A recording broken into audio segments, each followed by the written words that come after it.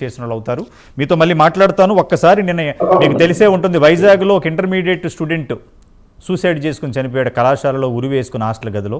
ఒక్కసారి ఆ పేరెంట్స్ బాధని సభ్య సమాజానికి చూపించే ప్రయత్నం చేద్దాం మన ప్రైమ్ 9 వేదికగా. పీసీఆర్ గారు ఒకసారి ప్లే చేయండి. ట్యూస్డే ఫోన్ చేశాడు. ట్యూస్డే నేను వెళ్ళాను హాస్టల్కి. వెళ్ళిన తర్వాత ఉదయం ఏదో తినిపించాను, సాయంత్రం మళ్ళీ వెళ్ళాను. గరివిడి వెళ్ళాం మేము. గరివిడి నుండి వస్తూ రిటర్న్లో వెళ్ళాం వాడి దగ్గరికి. 9:15 వరకు వాడి దగ్గర కూర్చొని వాడితో మాట్లాడి, వాడు ఏడిస్తే బొజ్జిగించి, నాన్న జాగ్రత్తగా ఉండాలి, నా మీద ఒట్టేయు, తింటానని, పడుకుంటానని, చక్కగా ఉంటానని, ఫ్రెండ్స్తో ఉంటానని చెప్పేసి వచ్చాను. అలాగేనమ్మా నువ్వు వెళ్ళు అని అన్నాడు.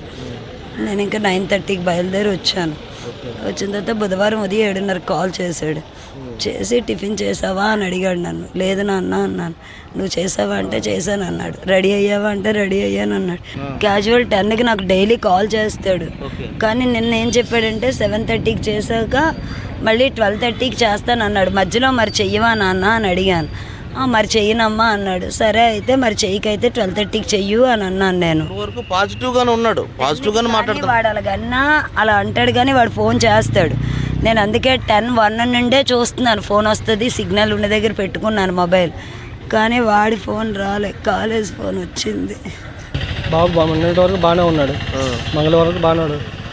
తర్వాత స్కూల్ నుండి నాకు ఫోన్ వచ్చింది, ఇలా హ్యాంగ్ చేస్తున్నారు రమ్మని చెప్పి ఫోన్ వచ్చింది.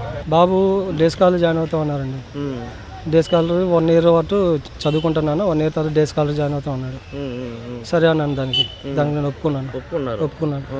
తర్వాత మంగళవారం సాయంత్రం కూడా వెళ్ళి బాబుని కలిసి అన్నాను. బాబుని కలిసి సముదాయించాం. ఓకే అన్నాడు.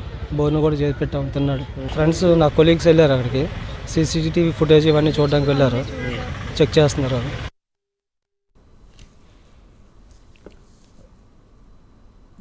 దుండ్ర